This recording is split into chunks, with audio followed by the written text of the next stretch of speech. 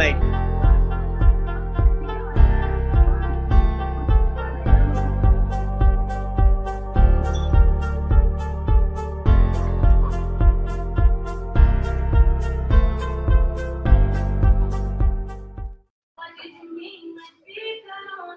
Olá, pessoal, boa tarde. Para quem está chegando aqui hoje pela primeira vez, eu sou Marisa Santiago, uma das integrantes do JustPsi, que é um coletivo de psicólogas que trabalha no enfrentamento à violência contra a mulher. E minha companheira de trabalho é a Brenda Pacheco, que está aqui hoje também com a gente. E a gente tem hoje a sorte, o prazer e a felicidade de receber a nossa amiga Josefa Kaiowongo Danda. Ela é psicoterapeuta, atende em português e em inglês. Ela é múltipla. Ela tem pacientes de várias partes do mundo. De Angola, claro, porque a Josefa é angolana, né? E ela mora lá em Angola agora. Então, ela atende lá em Angola, atende pessoal aqui no Brasil, nos Estados Unidos, na República Tcheca, em Portugal, na Austrália, na Zâmbia. Para a gente conseguir marcar esse horário com ela hoje foi bem complexo, porque ela tem ela atende quase a ONU inteira, né? Todos os países da ONU, quase. E está lá em Angola, né? Que são 4 horas a mais lá agora. Então, aqui a gente está no Brasil, são 2h15. Lá em Angola são 6h15, não é isso, Josefa? O nosso contato com a Josefa começou porque ela veio para o Brasil fazer a graduação dela de psicologia no Instituto de Psicologia da UFRJ, da Universidade Federal do Rio de Janeiro, onde ela desenvolveu pesquisas sobre violência no âmbito das relações familiares. Ela foi bolsista do CNPq e ela atuou como estagiária no primeiro juizado de violência contra a mulher, que foi onde eu tive o prazer de conhecer a Josefa e de trabalhar com ela. Ela foi minha estagiária, então por isso eu estou super emocionada e super orgulhosa de ter ela aqui hoje comigo. E atualmente ela é mestranda, ela faz mestrado no programa de pós-graduação em psicologia da UFRJ e é formada também em logoterapia e análise existencial pelo Instituto Sheff. Então, assim, a Josefa tem um currículo enorme, a gente está super feliz de conversar com ela hoje, porque a gente vai trocar muito, né? Essa troca que, na verdade, já acontecia quando ela era nossa estagiária lá no Tribunal de Justiça, a gente quer compartilhar com vocês também. Porque a gente sempre teve muita curiosidade de saber, de entender como é que funcionava a questão da mulher, né, o lugar da mulher lá em Angola. Porque aqui no Brasil a gente conhece um pouco da realidade, mas como ela vinha de lá, ela trazia muito, a gente trocava muito o que era parecido, o que era diferente, como é que funcionava num país e no outro, né, a experiência dela e como é que a história de vida dela também, chegando num outro país, um país diferente, né, com outra cultura, tem muitas semelhanças, mas também tem muitas diferenças. Então, eu vou começar, assim, do básico mesmo, perguntando para a Josefa, porque ela é lá de Angola, e por que ela escolheu vir estudar psicologia aqui no Brasil? Porque o Brasil foi o país, assim, que ela escolheu para ter essa experiência de intercâmbio. Boa tarde, Josefa, boa tarde, Brenda. Boa tarde, que prazer, olha, é um prazer, é uma honra estar aqui. Gente, a Marisa fez a psicóloga que eu sou. Eu falo isso o tempo todo para a Marisa, né? Mas eu aprendi muitíssimo, muitíssimo com a Marisa. É um prazer estar aqui, muito obrigada pelo convite, sinto-me lisonjeada, né? Depois da Cecília ter uma Josefa, Jesus. Quem conhece a Cecília sabe o que eu estou falando, né? Então, indo para a sua pergunta, né? Por que Brasil? Eu acho que eu vou voltar um pouco, assim. Eu ingressei à escola oficial, quando eu tinha 14 anos, né? Só aos 14 anos é que eu fui para uma escola assim mesmo, por causa da guerra, né? Eu nasci em 91, em plena guerra civil, cá em Angola. Os meus pais estavam em uma zona bastante afetada pela guerra, então era aquela coisa, nós não tínhamos assim um lugar fixo para estar, né? Estávamos 2 meses num lugar, uma semana no outro, e era aquilo o tempo todo. E eu vivi isso até 2002, né, com o fim da Guerra Civil, e depois precisei de mais 2 anos, que foi a altura em que a minha mãe voltou para a cidade, nesse caso Lubito, Benguela, minha terra, que eu tenho como terra natal. E só nessa altura que eu fui para uma escola de verdade, né? Na altura, pronto, nós aprendíamos lá, era tempo de guerra, mas nós aprendíamos, ensinavam-nos coisas básicas, língua portuguesa, matemática, nananá, então tive que fazer um examezinho e eu fui colocada então na 4ª classe, aos 14 anos de idade.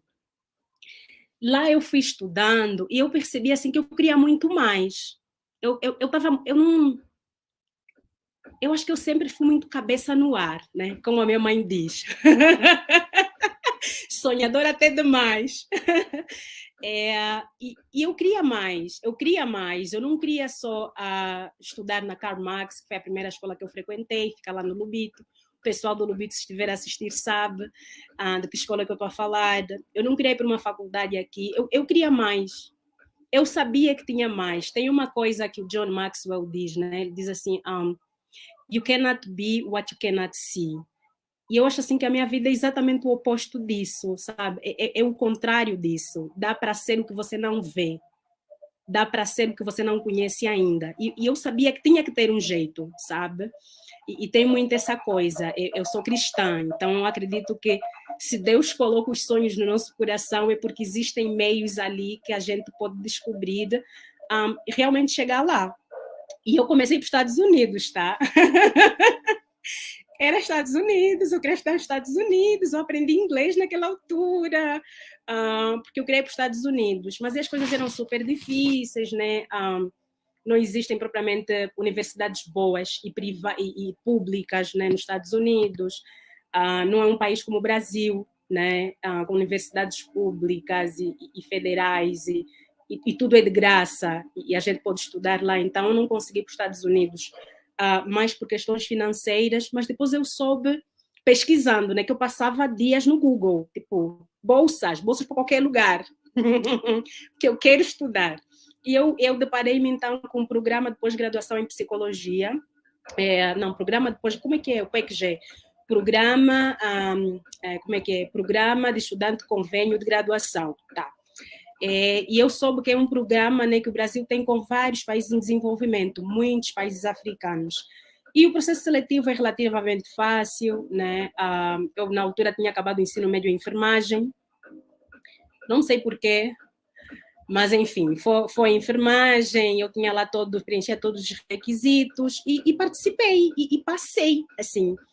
Para minha surpresa, passei, porque na altura já estava bem desmoralizada já tinha tentado muito, né? E fui para o Brasil, foi assim que eu fui parar no Brasil, né? E tive a graça, né, a bênção de estudar na Universidade Federal do Rio de Janeiro, que eu gosto, respeito e valorizo muito.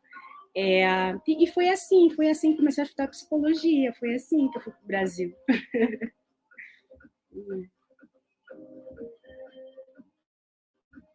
Nossa, Giuseppe, eu estou encantada assim, com essa parte da história, porque essa parte eu não sabia.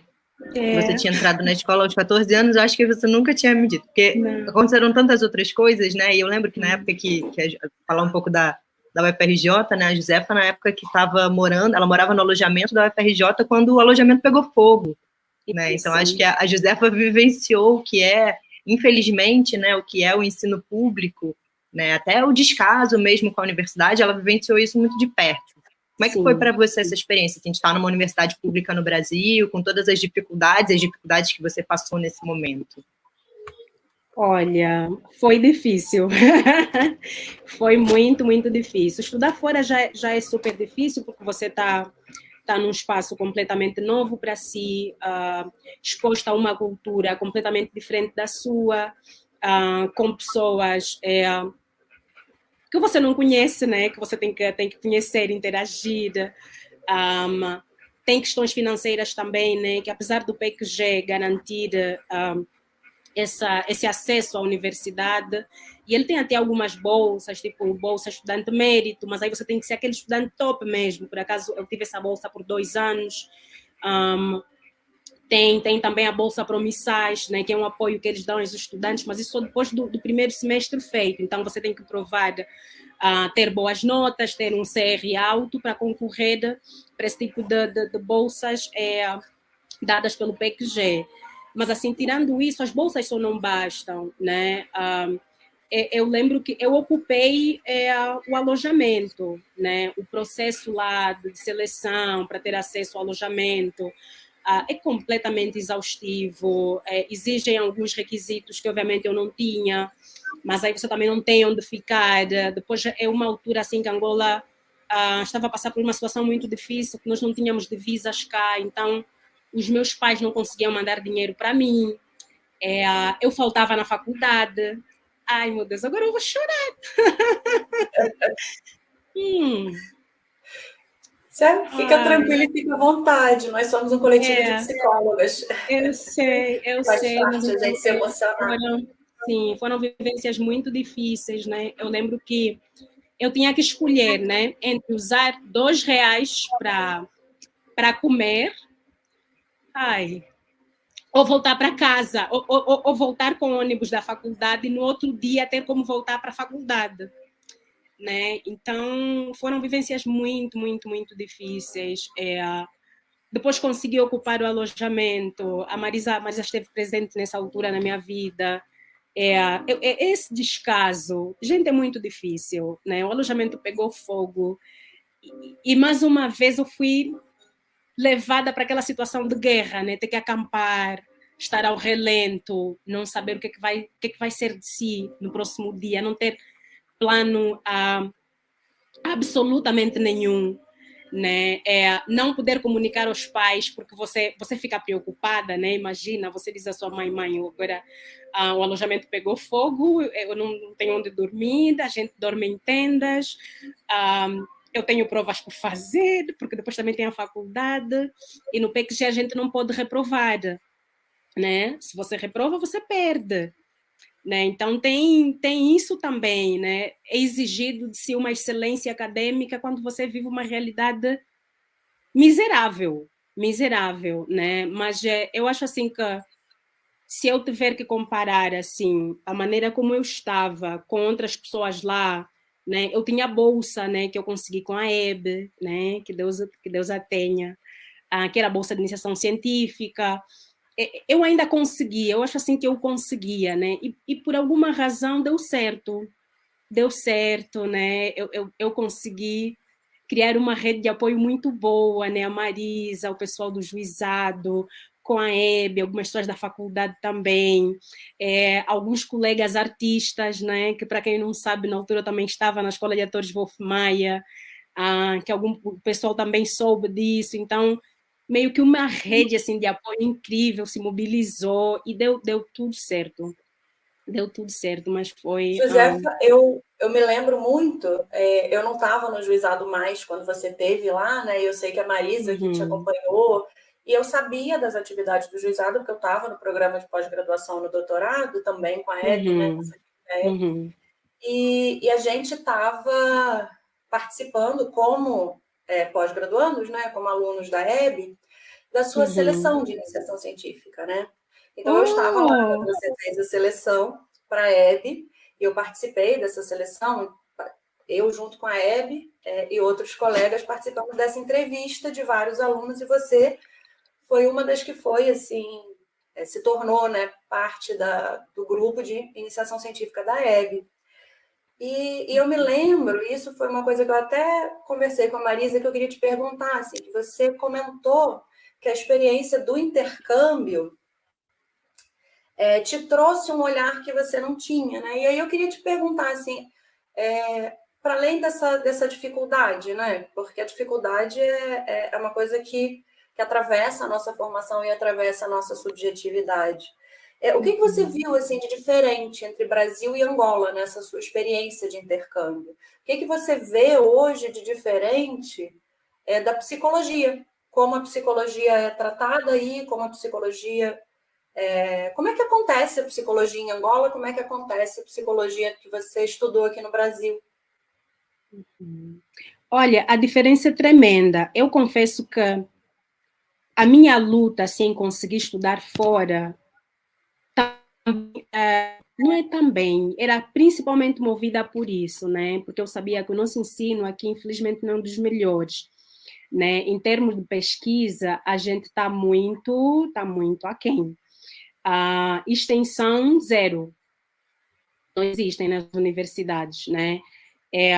Aqui, só para você saber, assim, o aluno, quando ingressa na universidade, né, se quer fazer psicologia, ele já precisa saber, ele quer ser psicólogo do quê? Aí você escolhe, imagina só, você sem saber, você escolhe.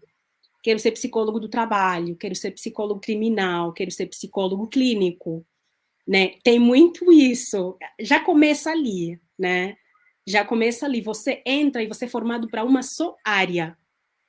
Você não dá conta de nada que esteja fora dessa área, né? Eu acho isso uma deficiência muito grande. Inclusive, eu atendo pacientes meus, mesmo também são estudantes de psicologia, e eles falam um pouquinho disso, né? Que é muito difícil você escolher o que você não conhece, né? E principalmente você limita muito a pessoa. Já começa ali. Pesquisas não se fazem. Extensão não existe, né? O que mais assim de diferente aqui, assim que eu vejo em termos acadêmicos? Não existem muitos artigos. Não. A visão aqui que as pessoas têm da psicologia, eu acho que está a mudar muito agora por causa das redes sociais. Está aí uma coisa boa, né? Com essa coisa do TikTok, do Instagram, o pessoal começa assim a dar mais valor à psicologia, a fazer terapia, por exemplo. Já não é mais aquela coisa de maluco, né? Não vai fazer consulta de psicologia, tá maluco, né? Inclusive, a psicologia, né, a terapia, para ser mais específica, começa a ser um lugar mesmo de cuidado. Então, se você faz terapia, a primeira coisa que vai passar na cabeça das outras pessoas não é que você é maluco, mas que você quer cuidar de si. Então, é uma coisa bacana. Ou você faz terapia, que legal. Já é isso, né? E eu acho que a gente consegue muito isso, não por pesquisas a serem feitas, não por um trabalho assim mais social, mas principalmente pelas redes sociais, sabe? E na sua experiência do intercâmbio, você teve a oportunidade de ser bolsista, né? De extensão, você fez iniciação científica, agora você está aí vinculado ao programa de mestrado. E eu fiquei me perguntando assim, por que ela, quando a Marisa anunciou, né, eu me lembrei, assim, dentro da minha cabeça, de perguntar, por que o mestrado de novo no Brasil? Não tem aí, então, né? Tem, mas aí tá, a qualidade não é a mesma, assim, para ser sincera, a qualidade não é a mesma, sabe? Você não quer fazer uma graduação numa UFRJ e depois fazer mestrado numa Jean Piaget, por exemplo, sabe? É como, assim, é botar para baixo todo o teu esforço, assim, para ser bem sincera, sabe? Então, se a intenção é ser sempre melhor, você quer sempre trabalhar com os melhores, né? Então, é o UFRJ. Eu adoro a UFRJ. Eu também. Confesso para você que eu passei 20 anos na UFRJ, do início da graduação ao final do doutorado. Eu ainda fiz uma especialização, mestrado e doutorado lá. Super entendo o seu desejo de UFRJ. Mas uma coisa, ainda sobre o seu intercâmbio, que eu lembro que foi uma coisa que você falou. Olha, gente, como me marcou a sua entrevista de iniciação científica. Josefa também formando as nossas mentes. Nem sabia que estava fazendo isso. Que você comentou que você tinha o desejo de levar isso de volta para Angola. Que isso já era o seu sentimento. Como é que você fica hoje? Porque hoje você é uma profissional, uma psicoterapeuta atuante em Angola, que está fazendo um mestrado. O que o intercâmbio te devolveu e você está levando para Angola? Eu confesso que quando eu saí do Brasil, o meu desejo principal era trabalhar num juizado. Era o meu sonho, né? Sair do Brasil, eu queria voltar para cá, trabalhar num juizado, atuar assim em programas voltados na luta contra a violência doméstica e familiar contra a mulher. E eu até tentei por algum tempo, mas os concursos públicos para essas áreas aqui não funcionam. Não funcionam. Eu lembro que eu voltei em 2019, eu fiquei o fim de 2019 todo a tentar. Eu já até escrevi cartas, eu montei um projeto assim do que poderia ser feito. Nada, nunca tive resposta até hoje. E eu cansei de tentar, sabe? eu escrevia, eu aplicava, não abria concurso, então não tinha como concorrer, né? E depois aqui acontece uma coisa que você só fica sabendo, oi, entraram pessoas não sei aonde. Entraram pessoas não sei aonde. Parece que existem concursos assim meio ocultos, né? Aos quais eu não tinha acesso, né? E foi nessa altura assim que eu disse, Josefa, você vai fazer alguma coisa da sua vida, e foi nessa altura que eu comecei a trabalhar como psicoterapeuta, né? Mudei assim o meu perfil no Instagram, comecei a postar mais coisas assim voltadas para a psicoeducação, e eu acho que essa é a única coisa assim que nesse momento eu consigo fazer, realmente, psicoeducar, né, da maneira mais fácil, às vezes até engraçada que eu consigo, né, e falar sobre coisas que eu sei que as pessoas querem falar, coisas que eu sei que acrescentariam, esclareceriam, trariam um certo conforto, um certo acolhimento, e é isso que eu faço, mas eu trabalho como psicoterapeuta individual, né, nesse caso não estou em nenhum juizado ainda, né, as esperanças não estão acabadas, não estão terminadas, né? Tenho uns projetos ali em carteira.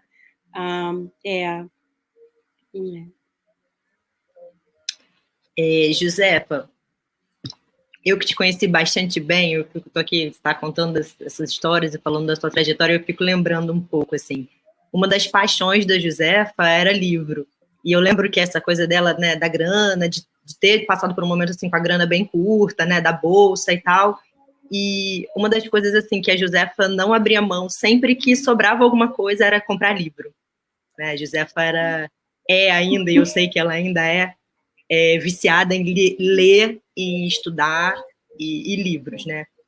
E aí eu estava aqui pensando, uma das coisas que, pensando nessa tua mudança de país e tal, eu fiquei pensando na pergunta que eu quero te fazer, eu fiquei lembrando muito de um livro que eu sei que você leu também, que é o livro Americaná, da Chimamanda, né, que é uma autora nigeriana, e o Americaná, ela fala um pouco da personagem que muda de país e muda de um país nigeriano, né, da Nigéria, de um país dentro do continente africano, e ela vem para os Estados Unidos, um país que não tinha a maioria negra como tem a Nigéria. E eu fiquei pensando muito, a gente ficou pensando muito, que a gente queria também te perguntar, esse lugar, assim, de uma mulher preta que sai de um país de maioria preta e vem para o Brasil, um país que tem, infelizmente, ainda o racismo como marca, né, como característica do nosso país. Como é que foi para você, assim, esse impacto de sair do teu país e vir para um país que tem o racismo, né, na base, na estrutura da nossa sociedade? Como é que foi para você isso? Olha, tem uma coisa curiosa. Eu não sabia que eu era preta. Eu sei que eu sou negra, mas eu não sabia que o fato de ser negra viria antes de quem eu sou. O meu nome, o que eu faço, o que eu gosto, as pessoas com quem eu convivo. Eu não me via nesse lugar. Eu me descobri uma pessoa preta no Brasil. Isso foi chocante. Eu não fazia ideia. Eu não fazia ideia. E foi... E continua sendo, na verdade, né? Algo que a pessoa pensa assim, meu Deus, como é que é possível? Né? Como é que é possível? A primeira vez assim que eu me senti preta mesmo foi, eu lembro que foi numa aula na Escola de Atores Wolf Maia. A gente estava a gravar uma cena qualquer e eu percebi assim que eles não colocavam a luz para o meu tom de pele, né? Todos os meus colegas assim, Wolf Maia é uma escola assim dos riquinhos, né? Então é gente branca, loirinha, olhinhos azuis, maior parte das pessoas lá. E eu lembro que assim eu era a única preta na minha turma e todo mundo gravava, eram duplas, não sei o quê. Aí eu reparava assim que as minhas cenas ficavam sempre ruins porque eu tinha que ver, meu Deus, onde é que eu estou? Não dá para ver as minhas expressões faciais, as pessoas não conseguem sentir as minhas emoções, porque eles realmente eles não tinham essa coisa, sabe, de colocar a luz para a atriz preta. Essa foi a primeira coisa, né? E não se fala sobre isso, né? Não se fala sobre isso, é uma coisa que você começa a achar esquisita, Você fica, meu Deus, será? Talvez é porque eu seja muito preta, né? Eu poderia ser, sei lá, menos preta também, né? Isso aqui não vai dar certo. Tô a ver que o Brasil é mais assim, para atriz, estilo Thaís Araújo. Josefa Kauyongo aqui, não sei. Que aí você começa a duvidar de si por causa disso, né? Depois também foi em shoppings, né? Que você começa a ser seguida, e eu não percebia antes, né? E você acha esquisito assim, mas eu tô no shopping, eu vim comprar coisas aqui, por que tem um cara sempre me seguindo? E ele vai para qualquer lugar, inclusive quando você vai para o banheiro, a pessoa fica aí parada. Quando você sai do banheiro do shopping, você vê que a pessoa tá ali, e ela vai seguindo você para todo lugar. E são coisas assim que eu não sabia nada sobre o racismo em Angola. E eu saí de Angola, eu tinha quantos anos? Eu tinha 21. Eu fiz 22 anos na minha primeira semana no Brasil. Então, aquilo era tudo novo, era tudo esquisito, né? E isso vai em várias outras esferas, assim, mesmo dentro da universidade, assim, você sente, de certa forma, que você precisa provar que você tem valor, sabe? Que você é inteligente. É isso aí, você tem que provar que você é inteligente, que você tem um cérebro aí funcionando, sabe? E é curioso que isso ainda acontece. Às vezes as pessoas me pegam referência, quando me recomendam, a pessoa não diz, é psicóloga preta. Raramente, assim, só se o paciente diz assim, eu procuro alguém preto e não sei o quê. Às vezes você vê aquela decepção do paciente, assim, na videochamada. Oh, you're Josefa! Yeah, that's me, I'm black. Hi. E você vê que é isso, é muito esquisito, mas é um lugar muito desconfortável, assim, de se estar. E isso é uma coisa que não foi muito positiva e que eu vivenciei nesse meu tempo no Brasil, com esse intercâmbio. Descobri que eu sou uma pessoa preta, né? E que isso viria antes do meu próprio nome, antes da minha inteligência, antes do meu coração, das minhas boas intenções, antes dos meus sonhos, né? Primeira pergunta, né? É branca ou preta? Aí você tem que dizer que você é preta. Aí depois a pessoa decide se quer uma pessoa preta para o que ela quer, né? É muito esquisito, mas foi isso também. E o impacto do racismo, né, aqui no Brasil para as mulheres pretas ainda é maior, né? Assim, é o corpo que é um corpo mais violentado, né, de todas as formas. É o corpo mais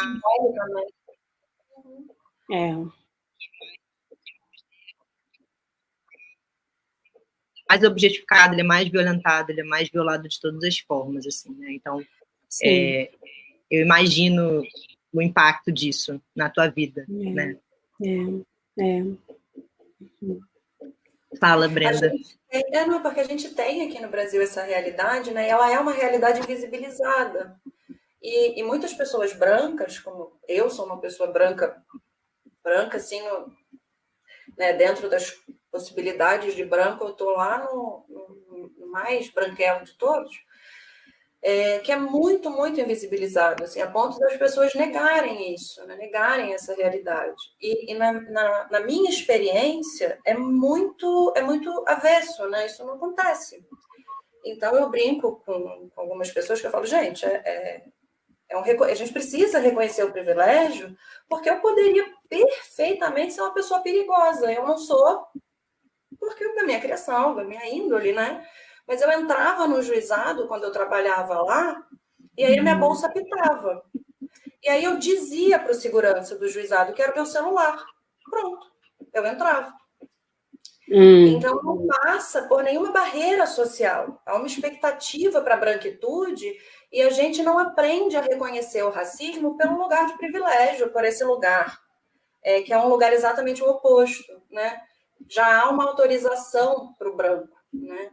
E eu passei por essa experiência uma vez com um amigo, que é um amigo negro, que é negro, que tem o tom de pele bem escuro, e ao entrar no meu prédio junto comigo, o meu porteiro se levantou e veio barrar ele, porque ele estava vindo atrás de mim conversando. Eu abri a porta do prédio, porque eu tinha chave, e o porteiro veio de lá de trás e barrou ele. E aí eu virei para o porteiro e falei, seu fulano, o que está acontecendo? Está entrando comigo. Ah, dona Brenda, desculpa. Não. E aí a pessoa que foi barrada virou para mim e falou, não, Brenda, não fala nada, não, é normal. E aquilo caiu na minha realidade, assim, como... Não é normal. Não é para ser normal, não é para você achar normal, não é para ele achar normal. Mas é uma coisa normalizada, invisibilizada e cotidiana que conformou até na vida desse meu amigo uma experiência de não briga por isso não, porque não vale nem a pena, sabe? É só o seu porteiro. E é muito doloroso, né? Porque isso produz uma subjetividade aqui no Brasil em que é normal a expectativa e a autorização para todas essas violências contra as pessoas pretas, né? Isso. Eu lembrei-me agora de uma situação que acho que foi 2017, fim de 2017 para 2018. Eu vivi num condomínio na Barra, que assim, condomínio assim de classe média alta. E eu lembro que sempre que eu saísse para correr, que tem um espaço assim meio que fora do condomínio, sempre que eu saísse para correr, o pessoal me desejava descanso, bom descanso. E como isso se você estivesse saindo do trabalho, né? Exatamente, diariamente. Bom descanso, bom descanso. Eu dizia, não, eu vivo aqui. Oh, sério? Que legal! Era mais ou menos assim essa resposta. E eu no dia seguinte ia sair para correr e era bom descanso. Né? É um pouquinho isso, né? Como o lugar da pessoa preta, né, no Brasil, né? Sim. Esse lugar já pré-estabelecido é complicado. Eu lembro agora de uma entrevista que eu fiz na semana passada, e a entrevistadora perguntou, né, se eu pudesse, ela disse assim, Josefa, se você pudesse viver em qualquer outro país, onde é que você viveria? E eu disse, eu viveria exatamente em Angola. Eu acho que é por isso. Ela perguntou por quê, e eu falei do racismo, né? Eu disse assim que a profissional que eu quero ser, eu teria que ralar 1000 vezes mais se eu estivesse num país branco, né? Branco racista. E tá aí, o Brasil não é um país branco. Isso é uma coisa muito interessante, né? Não é. Não é. Ele é de maioria, inclusive o IBGE afirma isso, é de maioria negra e preta. Né? Tá aí, né? E depois tem esse racismo velado, esse camuflado, né? Ninguém é racista. Durante muito tempo, o Brasil foi tido como um país não racista, né? Um país que aceita todo mundo, um país que todo mundo é igual. E eu acho que nos últimos tempos, né, a gente tem conseguido olhar para essa marca, que é uma marca do Brasil, né? Como sim um país racista, um país que é descriminalizador, que descriminaliza as pessoas pela cor da pele, né? Isso que a Josefa falou, acho que é muito interessante, assim, olhar para você pela sua cor antes de saber quem você é, o que você faz, né? É o que primeiro a pessoa vai olhar, né? E é o racismo velado também, né? Às vezes, quantas vezes a gente também se pega se percebendo racista nas nossas atitudes, né? Eu acho que é uma coisa que está tão na estrutura da nossa sociedade que a gente reproduz o racismo sem se dar conta. Eu acho que durante muitos anos, os brasileiros, nós aqui no Brasil, a gente reproduziu o racismo sem se dar conta do quanto a gente estava sendo racista. Eu acho que nos últimos tempos isso explodiu, assim, né? E eu acho muito importante essa explosão. Acho muito importante que a gente olhe para essas situações e não ache que isso é normal, que é só uma brincadeira. Não é só uma brincadeira, né? O racismo mata. Por conta do racismo, as pessoas são mortas. São mortas, Mata e diariamente. Vidas, né? Impossibilita as vidas, assim. Vai tornando a pessoa a atriz que não consegue a cena porque não é vista a sua expressão facial, porque não se ajusta a luz para ela, porque se ajusta a luz para outra, né? Então, todas essas barreiras que vão se produzindo, né? No Rio de Janeiro tem um documento que circula na internet sobre como sobreviver a ser negro no Rio de Janeiro. Né? Como é que você tem que andar na rua, como é que você tem que se portar, que criança negra não corre na rua, que se você for parado pela polícia, o que você tem que fazer para não ser... Sim, porque criança negra correndo na rua é pivete roubando. Então, isso acaba sendo uma parte muito cruel da educação que acontece aqui no Brasil. E você, que é mãe de crianças pretas, você imagina como ensinar seu filho a não correr na rua. É uma loucura, né? É uma crueldade com as pessoas. Então, tudo isso atravessa o racismo aqui no Brasil, né? A gente está tornando isso visível. Eu acho que a gente, especialmente quem usufrui do privilégio da branquitude, a gente tem que ser muito antirracista para combater essa lógica mesmo, né? Porque as pessoas merecem o melhor viver, né? E falando de também um problema que está na base da nossa sociedade, né, que é a violência contra a mulher. Aqui no Brasil, desde 2006, a gente tem uma legislação específica, né, a Lei Maria da Penha, que vai fazer agora 17 anos de promulgação. E durante seu intercâmbio, né, a gente já falou, você fez esse estágio no primeiro juizado de violência contra a mulher, além das pesquisas, né, que você participava junto com a Hebe Signorini Gonçalves, nossa saudosa orientadora de nós três, né? E da Cecília também, que esteve aqui semana passada. Você vê muitas diferenças nas manifestações da violência contra a mulher nos dois países, José? Assim, que você viu aqui no Brasil, das suas experiências de pesquisa e de estágio, né, de prática profissional, e o que você vê aí em Angola? Como é que mais ou menos a violência contra a mulher, doméstica e familiar contra a mulher se expressa em Angola? Tem muitas diferenças assim entre os dois países? Eu não percebi a última coisa que você falou, Marisa. Se tem violência, se tem muitas diferenças nas manifestações da violência nos dois países, assim, como é que a violência contra a mulher ela se expressa em Angola, e a gente sabe um pouco como a violência acontece aqui no Brasil. Como é que se tem muitas diferenças entre esses nos dois países, assim, na tua prática profissional, o que você vê? Uhum. Então, a violência aqui é muito mais gritante, assim. Eu confesso que depois que eu recebi o seu convite, eu fui dar uma pesquisada e conversei também com um caboclo que é jurista, né? E eu descobri que existe uma lei contra a violência doméstica aqui.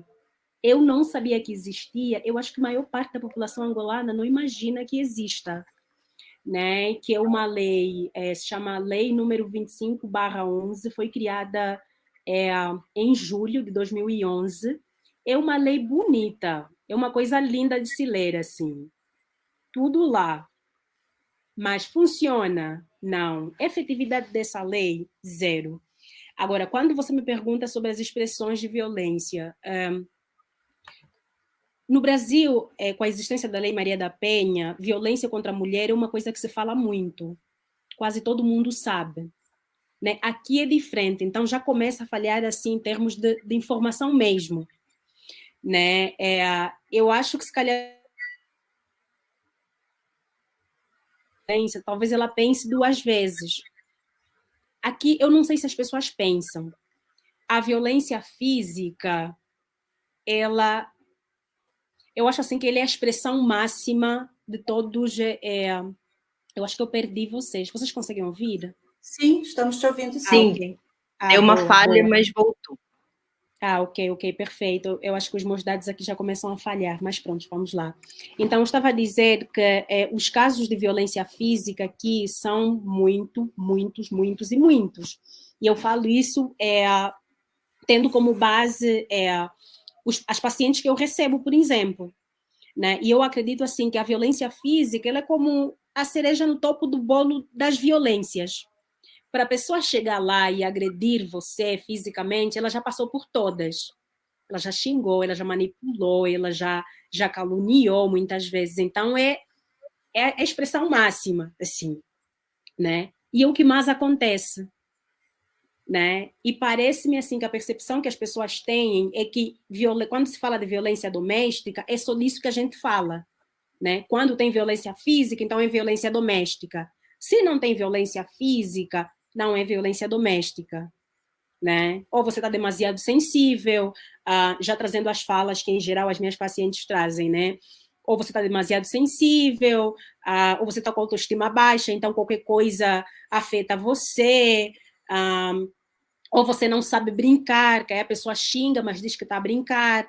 É sempre isso, as pessoas só levam a sério e só pensam mesmo nisso quando a violência é física. Né? Então, tem muito, muito mais casos. A violência aqui é gritante. Tem uma coisa, a sociedade permite.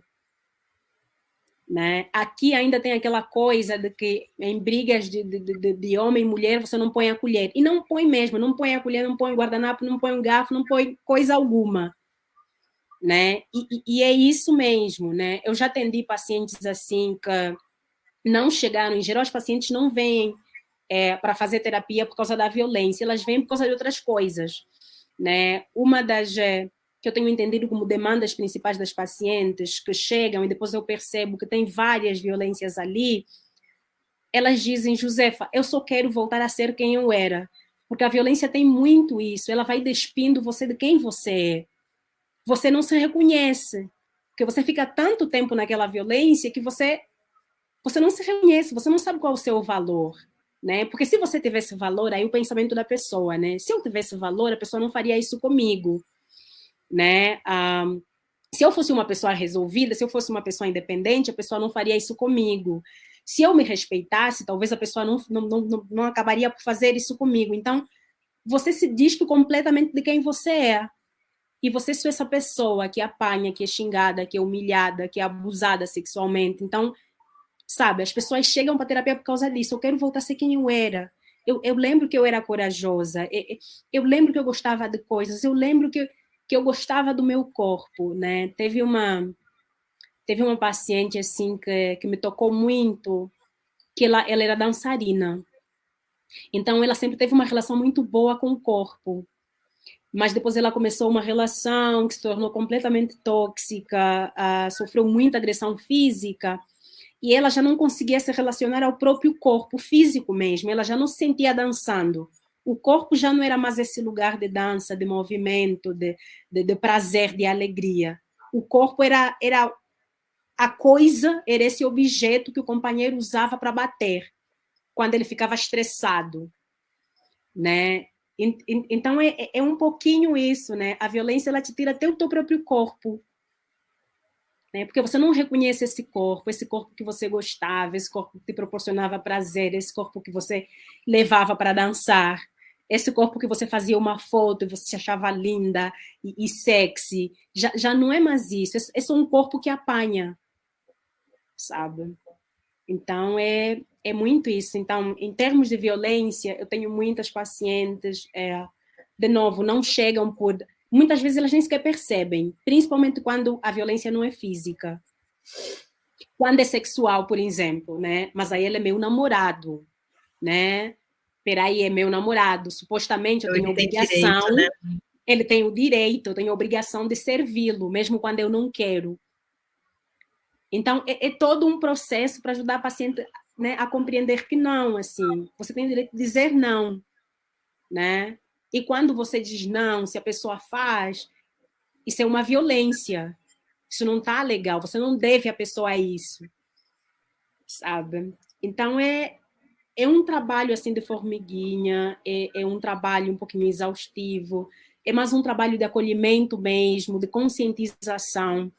Eu já tive 2 pacientes que desistiram da terapia depois que perceberam que estavam a viver situações de violência. E eu tenho uma coisa, quando a pessoa deixa de aparecer, eu dou um tempo, mas depois eu ligo só para saber. E quando eu liguei, foram essas 2, e elas disseram assim, mas eu não queria sair da relação, né? Porque tem essa coisa, eu percebi que ele me maltratava, que ele me batia, que ele me forçava a ter relações sexuais, mas ele é meu companheiro, eu não estou pronta para estar solteira, né? E eu falava, não, mas terapia não é para isso aqui, só você ter consciência, sabe, do que você está a viver, você consegue criar mecanismos para sobreviver à situação, se calhar, de outra maneira, sabe? Para se colocar de outra maneira, para combater a violência lá na relação de outra maneira. Você não vem para terapia, eu nunca vou dizer, sai, termina, sai, o que é isso? A pessoa não te merece, faz isso. Esse não é o meu lugar. né? Eu estou aqui para acolher, para trazer o que você traz, né, para o encontro terapêutico, para acolher você, para orientar se você precisar, né? Não tem muita orientação que eu possa fazer, por exemplo, se eu atendesse um paciente brasileiro, tem as delegacias especiais, tem um monte assim, de instrumentos que a mulher pode se beneficiar. Mas aqui não Existe aí tem. algum, Josefa, desculpa te Não, interromper, fala, mas não. aqui a gente tem, né, as delegacias, os centros de referência, inclusive para esse atendimento à mulher, existe alguma coisa parecida com o centro de referência aí em Angola? Segundo a lei, sim. Na realidade, não. Não Então, existe. fica por conta, não tem uma política pública de atendimento e nem de combate, de enfrentamento à violência. Existe a lei, mas não existe a Não, aplicação da lei. não. Nós temos aqui a OMA, né, a Organização da Mulher Angolana, mas assim, eu não sei se eles chegam realmente a ser assim um órgão, se posso chamar, de combate à violência. Eu não sei se esse acolhimento acolhe realmente, sabe? Tem uma coisa, por exemplo, que me incomodou muito enquanto eu lia essa lei, a Lei 25/11, é que tem muita coisa aí de conciliação e reunião familiar, sabe? É muito isso, e aconselhamentos, sabe? Então, não tem esse lugar mesmo para velar pelo bem-estar da mulher sem colocar em frente o bem-estar familiar, da sociedade, uma família unida, né? Porque vocês depois se derem uma olhada na lei, tem lá, né, artigos assim, em que a vítima tem que estar com o agressor para ver se conversam, se reconciliam. Então, é muito essa vibe, sabe? Vamos lá, vamos manter as famílias unidas, sabe? É muito isso. E, Josefa, eu estou aqui perguntando, Marisa, você me corta, por favor, me atravessa.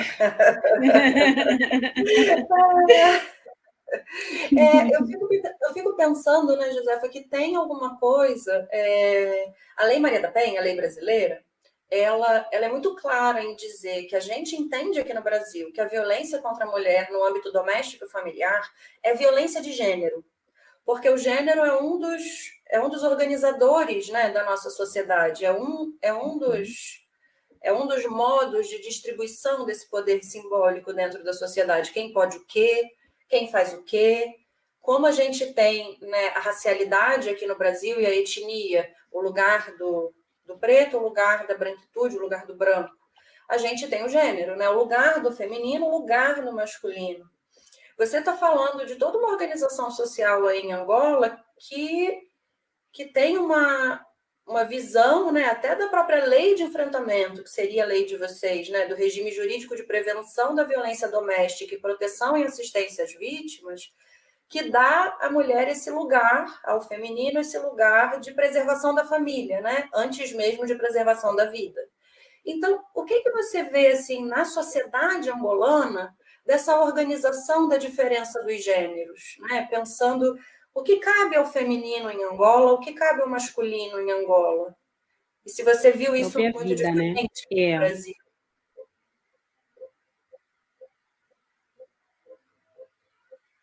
Josefa? Acho que a gente perdeu o áudio da Josefa.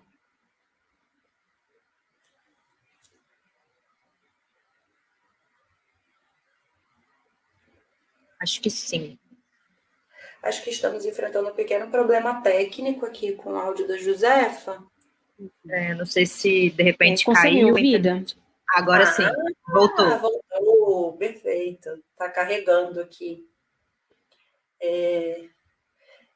E aí, retomando um pouquinho, esperando a nossa conexão voltar, porque, como eu disse lá na entrevista da Josefa, a gente tem essa sensibilidade da Josefa para essas diferenças, né? Entre o que acontece aqui no Brasil e o que ela viu lá em Angola. Eu fiquei pensando muito ouvindo a Josefa falar, eu fiquei pensando sobre que, apesar das diferenças, algumas coisas ainda são muito semelhantes, né? Principalmente esse entendimento de que a violência ela só é violência quando ela é física, né? Quando ela deixa marcas físicas. Apesar da Lei Maria da Penha dizer, né, que a gente tem 5 formas possíveis de violência contra a mulher, né? A violência física, sexual, patrimonial, moral e psicológica, a violência física é ainda assim, a que chama mais atenção, porque ela deixa marcas, né? Marcas visíveis. Então, aqui no Brasil ainda a gente tem isso, a gente escuta também isso muito nos atendimentos no juizado de violência contra a mulher, nos centros de referência, né, como se essa fosse a única forma possível de violência, como se um xingamento, uma ofensa, esse não fosse entendido como violência, né. Eu acho que essa é uma questão que a gente se aproxima muito, que os países, né, se aproximam muito.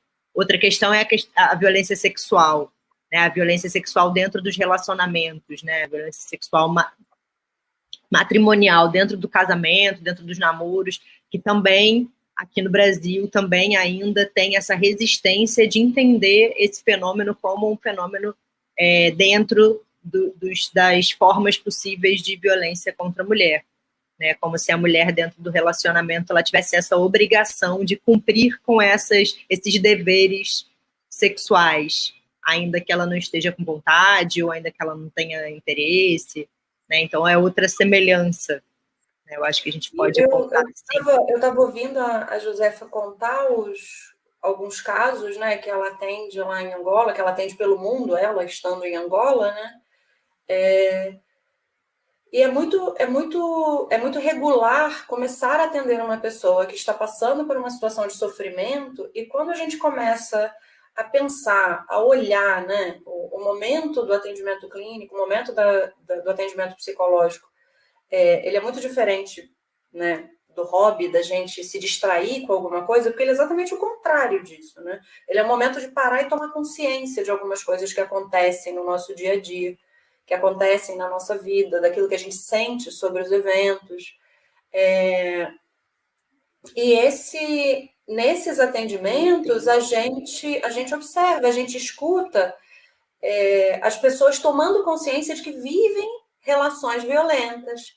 Josefa, seja bem-vinda de volta. Que bom que você conseguiu retornar. Está ouvindo a gente bem?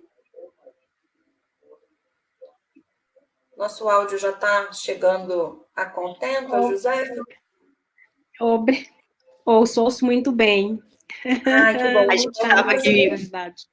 A gente estava aproveitando, Josefa, que você caiu, a gente estava aproveitando para falar um pouco do que, na verdade, tem de semelhança, né, na questão da violência contra a mulher em Brasil e Angola, né, o que você estava falando, assim, essas coisas que você estava falando que você ouvia nos teus atendimentos e tal, e como a gente também acaba tendo de parecido, assim, que é a questão principalmente da violência física como sendo a violência que predomina no imaginário como a única forma de violência, e a questão da violência sexual dentro dos relacionamentos como sendo aquela que não existe, né? Como se não fosse violência contra a mulher, uma mulher ser estuprada, né? Ser violentada dentro do seu relacionamento, né? Então a gente estava falando dessas semelhanças no fenômeno, né, da violência entre os dois países, né? Como tem mais semelhanças do que a gente pode imaginar, né? Eu comentei um pouquinho da minha experiência clínica, né, de começar a atender pessoas que estão passando por sofrimentos e o processo terapêutico permitir um olhar, né, para as situações de relação e a pessoa se dá conta da situação de violência que ela vive, né? Especialmente quando a situação da violência física não aconteceu, porque aí a pessoa realmente muitas vezes nem se dá conta, né, da violência psicológica, das ameaças, do cerceamento que pode acontecer dentro de uma relação, e são expressões da violência. Mas eu estava aqui adorando ouvir você relatar essas situações, adorando o seu relato no sentido de ouvir você falar, né? São situações muito trágicas, muito tristes. E a Brenda estava perguntando sobre, quando caiu, só para a gente retomar aqui, sobre essas diferenças das relações de gênero, né? Como é o lugar da mulher em Angola e do homem, como é né, a sua experiência de intercâmbio aqui no Brasil? Você pode perceber também um pouco qual é o lugar da mulher e do homem aqui no Brasil? E a Brenda estava te perguntando exatamente disso. Se você, a partir do teu intercâmbio, você conseguiu perceber essas diferenças, essas desigualdades de gênero também aí presentes em Angola. Com certeza, com certeza.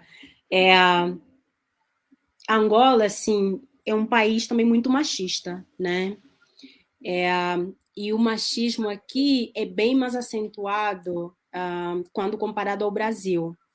E isso é uma coisa, assim, que tem me causado uns certos problemas. Até na minha vida mesmo pessoal, né? Que depois que você vive um bom tempo fora, e você aprende muito sobre essas relações de gênero, os direitos da mulher, o feminismo.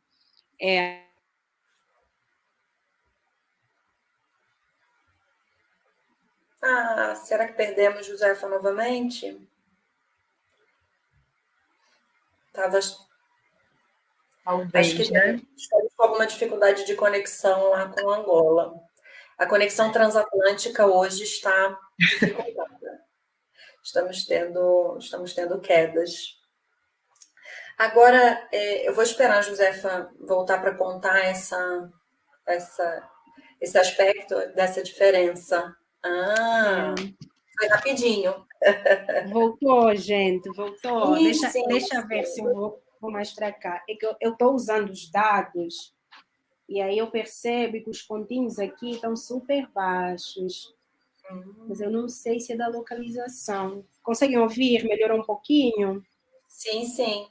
Fazer ao vivo tem isso. A gente tem que lidar com as... Olá. Estamos te ouvindo. Do ao vivo, né? Do estado fazendo agora, sem edição. Melhorou um pouquinho? Sim, estamos te ouvindo.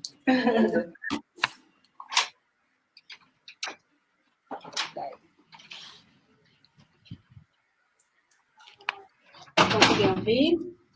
Sim, e aí quando você estava falando, Josefa, você estava dizendo que essas... Melhorou? Sim, agora está bem mais nítido. Boa. Pronto, você estava falando que essas desigualdades... Pronto, você então, eu nem sei até onde vocês ouviram, né? Mas eu...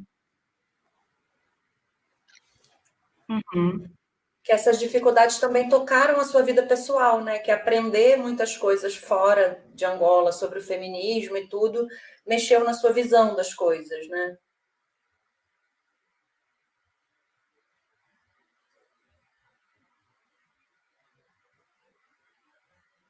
Será que caiu? José, você escuta a gente? Travou? Caiu novamente. Que pena. Quando o assunto começou a ficar ainda mais animado, a internet começou a atrapalhar a nossa conversa. Começou a atrapalhar a gente. Bom, para quem não sabe, a Josefa, quando ela veio morar no Brasil, ela tem o marido dela, né, o companheiro, ele também morou aqui no Brasil na mesma época que ela. E depois eles voltaram juntos para Angola, né? E de fato, assim, eu imagino o impacto disso, né? Porque ela contou um pouco dessa história dela, assim, de ter morado, de não ter podido morar na cidade em função da guerra civil e tal, e ela me contava, assim, algumas coisas também da cultura mesmo, da tradição extremamente patriarcal, né, de Angola, a importância da opinião masculina e da opinião dos homens mais velhos na vida dela, né, e esses conflitos que ela relatava muito na época que ela fazia o estágio com a gente, assim, desses conflitos entre o que ela estava estudando, o que ela estava refletindo e como... Josefa, eu tô aqui dando um spoilerzinho da sua vida, né, contando um pouco da tua... né, que você veio para o Brasil junto com seu namorado, que hoje em dia é seu companheiro, né, vocês vivem juntos, moram juntos, são casados, têm 2 filhos lindos, maravilhosos, meus sobrinhos, inclusive a filha mais velha da Josefa é brasileira, Niquetela, e eu tive o prazer de vê-la crescer na barriga e segurá-la no colo, e ela é uma coisa mais linda do mundo.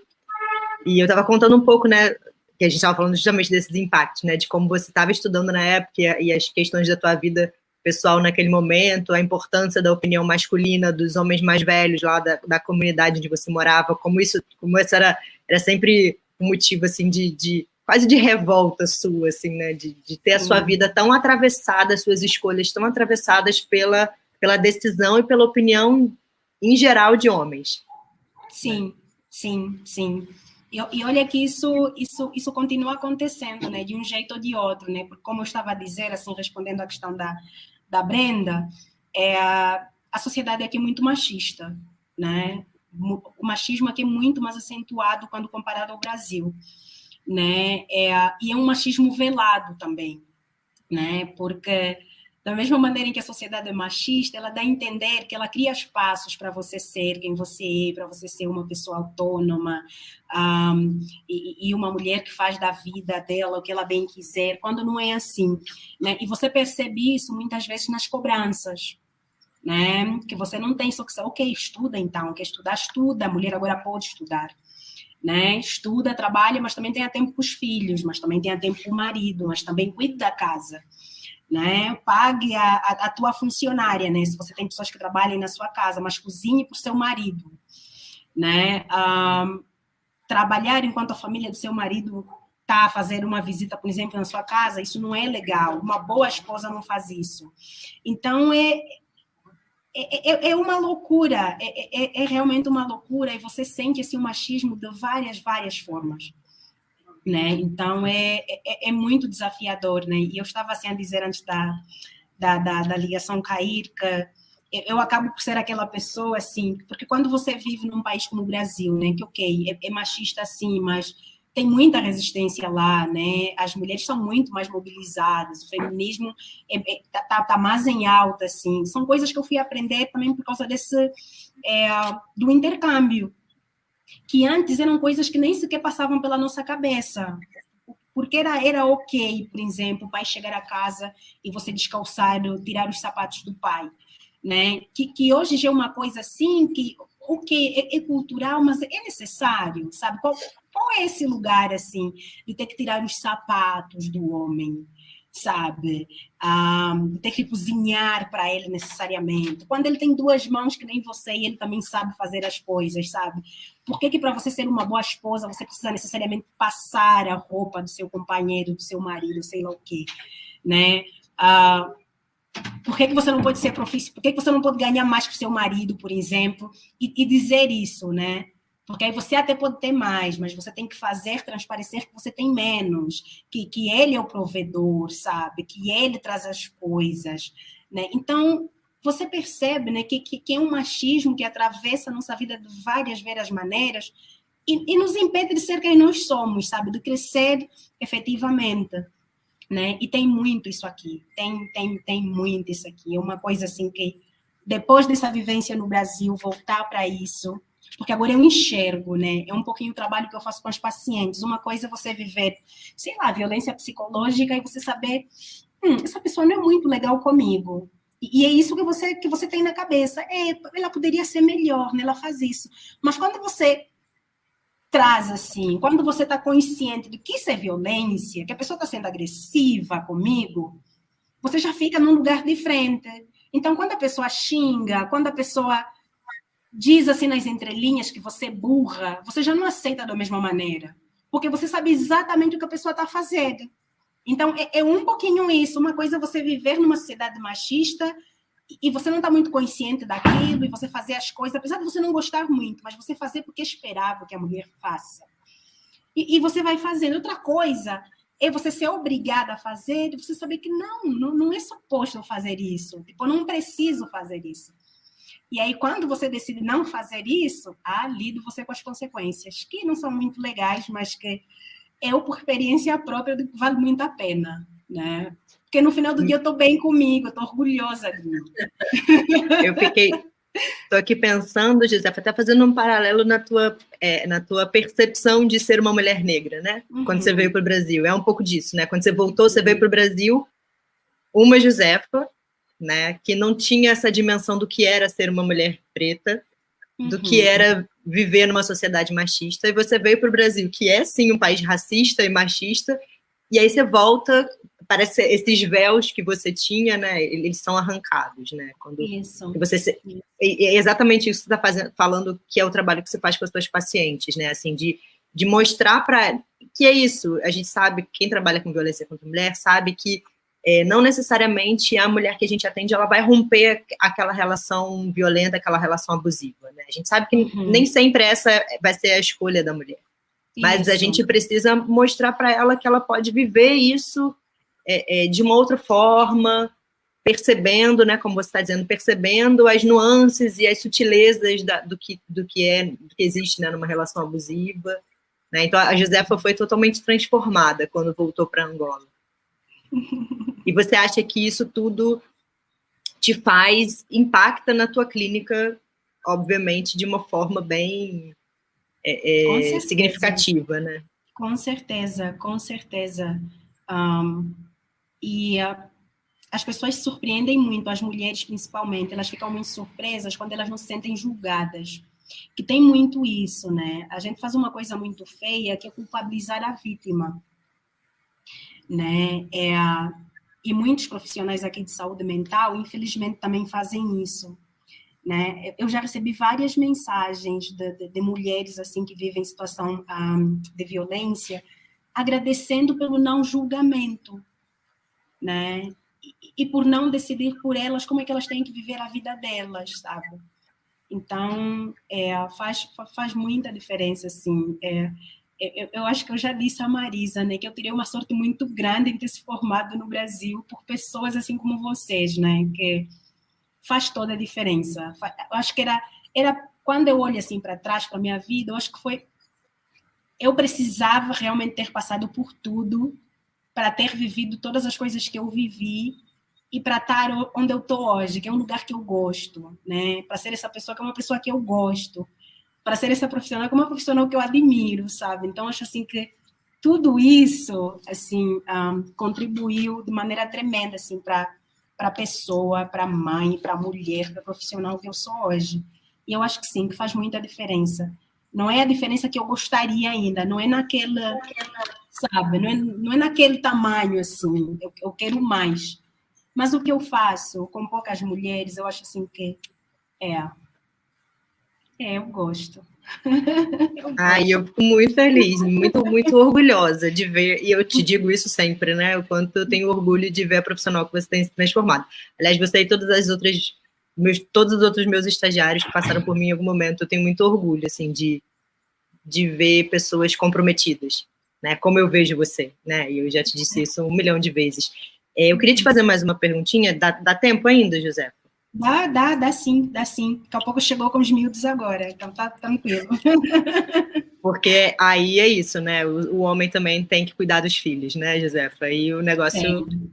Tem.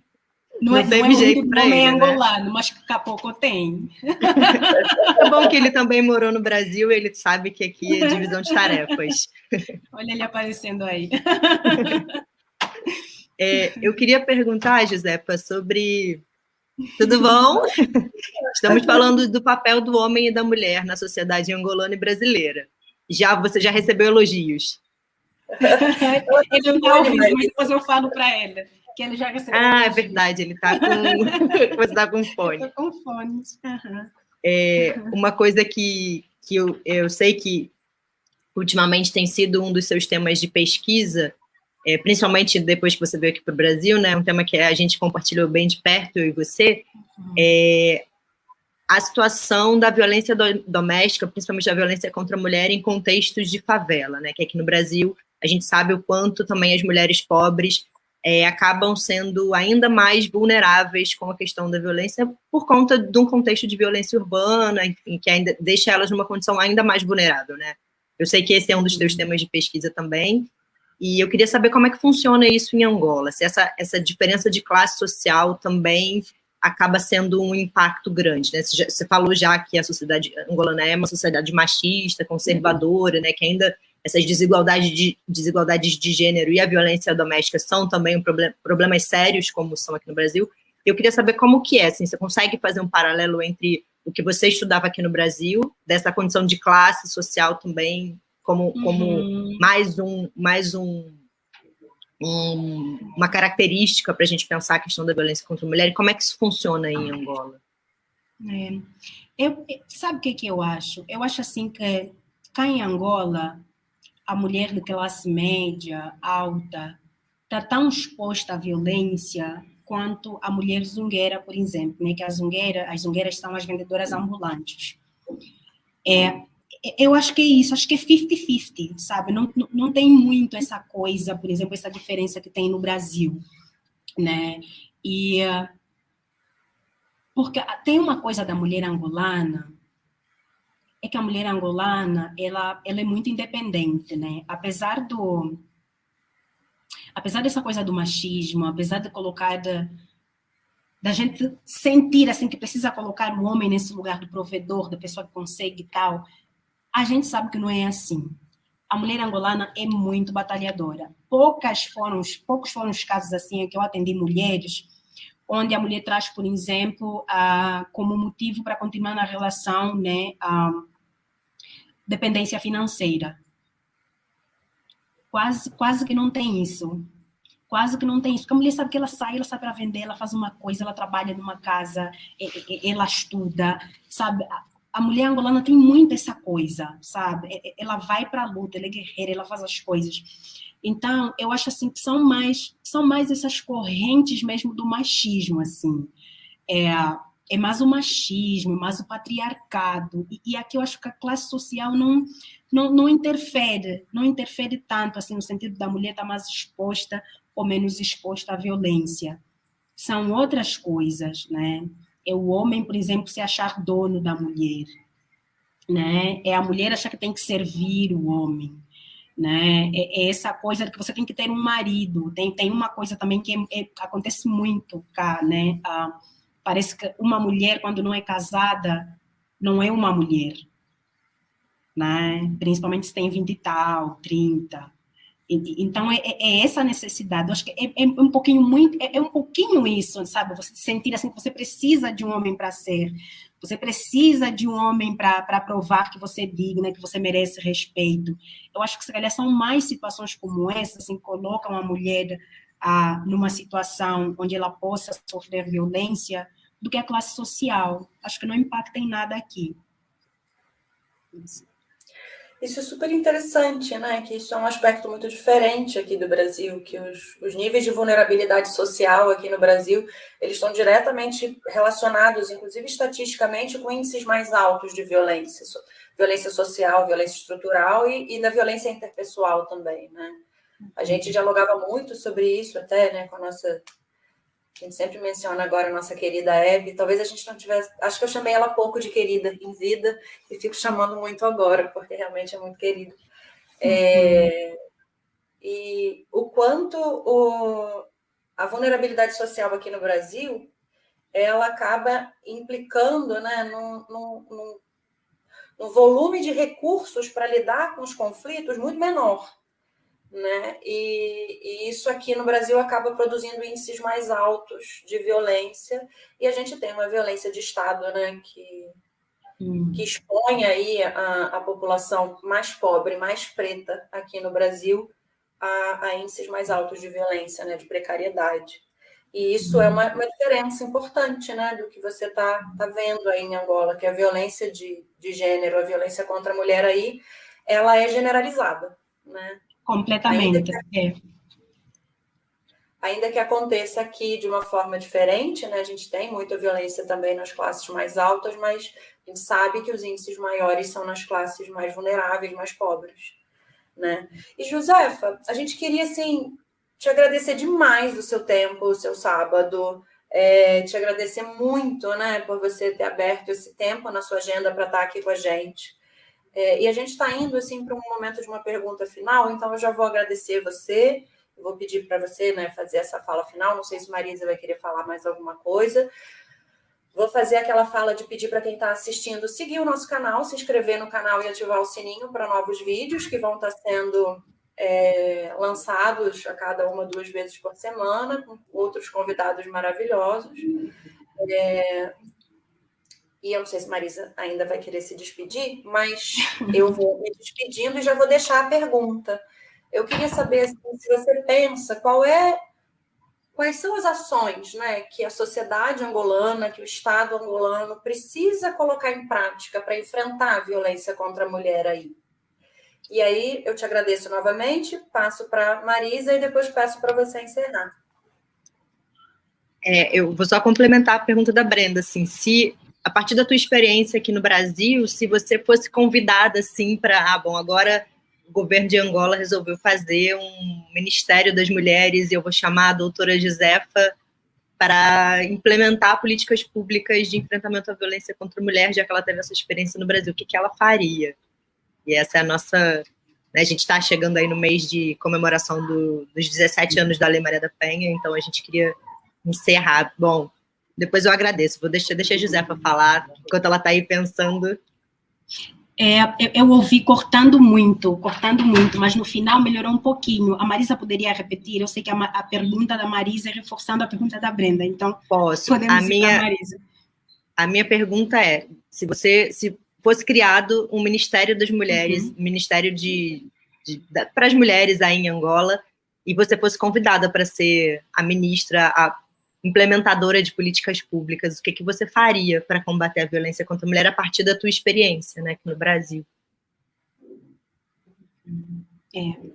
Pronto, como eu falei no início, essa lei 25/11, ela é uma lei linda de se ler, assim. Se eu pudesse, se eu tivesse a oportunidade, assim, de trabalhar, né, mais em prol da luta contra a violência doméstica e familiar contra a mulher, acho que a minha luta principal seria trabalhar no sentido de fazer dessa lei uma lei que sirva realmente para as mulheres, sabe? Porque eu mudaria pouquíssima coisas nessa lei. Trocaria alguns termos, assim, como eu falei, com os quais eu não me senti confortável, sabe? Conciliação, sabe? Essa coisa, com certeza, eu mexeria um pouquinho ali. Mas a lei, assim como um todo, é uma lei linda. Ela funcionando seria perfeito, né, para as meninas e para as mulheres, né, angolanas. Então, seria realmente trabalhar para que essa lei se tornasse realmente efetiva, né, trabalhar na efetividade dessa lei, né, que fosse realmente uma lei que servisse para todas as mulheres, que beneficiasse, antes de beneficiar as famílias, beneficiasse as mulheres, que colocasse as mulheres em frente, sabe, que protegesse realmente a vida delas. Né? Tem uma coisa, por exemplo, que não acontece aqui, raramente você vai assistir num jornal dizendo que uma mulher morreu vítima de violência doméstica, mas eu tenho quase certeza que tem muitas mulheres morrendo. Né? Isso não se noticia, isso não é uma coisa assim noticiada, isso não passa. Né? Mas a gente sabe que acontece. Né? Então, trabalhar nisso também, sabe? Falar sobre isso realmente, como eu disse, eu soube dessa lei, eu soube da existência dessa lei há 2 semanas. E eu sou angolana, eu vou fazer 32 anos. Eu saí de Angola, sei lá, foram quantos anos? Foram tipo 6 anos, 7. Né? Eu não sabia, eu tenho certeza que tem muita gente que não sabe que existe uma lei. Eu tenho pacientes que tiveram coragem de fazer queixa, e lá os policiais perguntaram: o que é que você fez? Né? Essa lei, por exemplo, fala sobre a formação, né, dos profissionais, né, que estariam a trabalhar no atendimento de mulheres em situação de violência. Então, só dali já se vê que não tem pessoas assim, profissionais especializados para atender. Porque se tivesse, não perguntariam o que a pessoa fez. O que você fez para apanhar? Né? A pessoa é abusada na família, por um familiar, parente, alguma coisa assim. Né? A primeira reação assim, das pessoas é: que roupa que você estava usando? Assim? Né? Ele é seu irmão, mas ele é homem, não é de ferro. E eu estou a trazer falas das minhas pacientes. Tá? Então, é nesse nível. Sabe? Vocês têm igrejas que acabam, por de certa forma, também sustentar isso. Né? Esse lugar da mulher submissa. Né? Gente, tem muitas coisas a serem desconstruídas aqui, mas eu trabalharia firmemente no sentido de fazer valer essa lei. Né? Se ela funcionasse, nem que fosse 50%, já seria ótima. Sabe? Se 40% estava mais ou menos, mas nem isso. É zero mesmo, porque as mulheres nem sequer sabem que existe essa lei. Né? É super importante mesmo a divulgação, né, da lei. Eu É. acho que isso foi um dos avanços, assim, quando a gente teve a promulgação da Lei Maria da Penha, foram as campanhas de divulgação da lei, né? Hoje, como você disse, aqui no Brasil, todo mundo, as pessoas podem não conhecer todos os detalhes da lei, mas todo mundo sabe o que significa a Lei Maria da Penha, né? Para que ela serve, de alguma forma, né? Então, é super importante mesmo.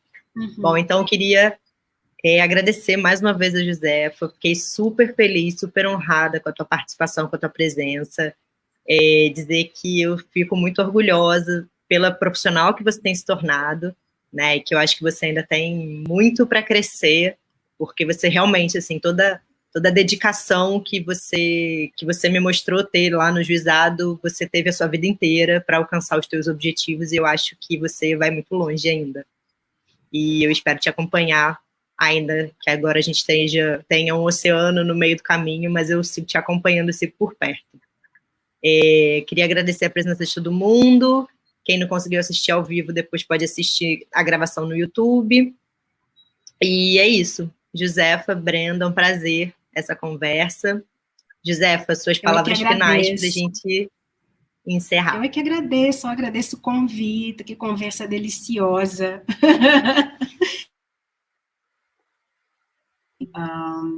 Adorei o convite, é muito bom falar sobre essas coisas, né? Que enquanto a gente fala, a gente pensa, né? E a gente se questiona, né? Tá aí o legal de uma conversa, né? São os questionamentos que você vai levantando, assim, por cima das coisas que você fala. E eu acho que ficaram muitos questionamentos, assim, e uma vontade, assim, de pesquisar um pouquinho mais, sabe? Eu não sei ainda como é que eu farei isso, porque eu não estou vinculada a nenhuma universidade, mas acho que seria super importante, assim, fazer pesquisa, sabe, cá em Angola mesmo, mais na área da violência doméstica e familiar contra a mulher. O meu mestrado traz um pouquinho isso, né, que eu estou a pesquisar sobre as mulheres ex-combatentes, né, que tá aí outra violência também, né, que nós temos, as mulheres participaram ativamente, assim, nas várias guerras, tanto civis como na guerra da independência de Angola, mas não se fala sobre isso nos livros, nas televisões, quando, por exemplo, é Dia da Paz, você não vê uma mulher lá, as mulheres foram completamente excluídas, assim, elas participaram, mas elas foram completamente excluídas da história, foram completamente silenciadas. Então, a minha pesquisa é sobre isso. Eu vou entrevistar essas mulheres, eu vou conversar com elas, eu vou procurar saber o que elas têm a contar, assim, sobre essa experiência, essa participação desses mais de 30 anos de guerra, né, que Angola viveu, o que ficou para elas, o que significou, o sentido da vida, que isso trouxe, que essa experiência, né, apesar de ser uma experiência, pronto, super difícil, violenta, mas tem coisas ali, né, que acabaram, assim, por construir quem essas mulheres são. Então, eu estou a fazer essa pesquisa, que é algo, assim, que aquece o meu coração, eu acho que é dar voz também às mulheres, o que é importante, o que não tem sido feito, mas eu gostaria de fazer um pouquinho mais, né, assim, mais especificamente fazer pesquisas relacionadas à violência doméstica. Eu ainda não sei como farei, mas aí tá aí outra coisa por descobrir, né? Outra formiguinha que fica por trás da orelha, não deixa a Josefa dormir. Então é isso, meninas. Obrigada pela participação e até a próxima. Beijo. Um beijo. Beijos, obrigada. Tchau, tchau.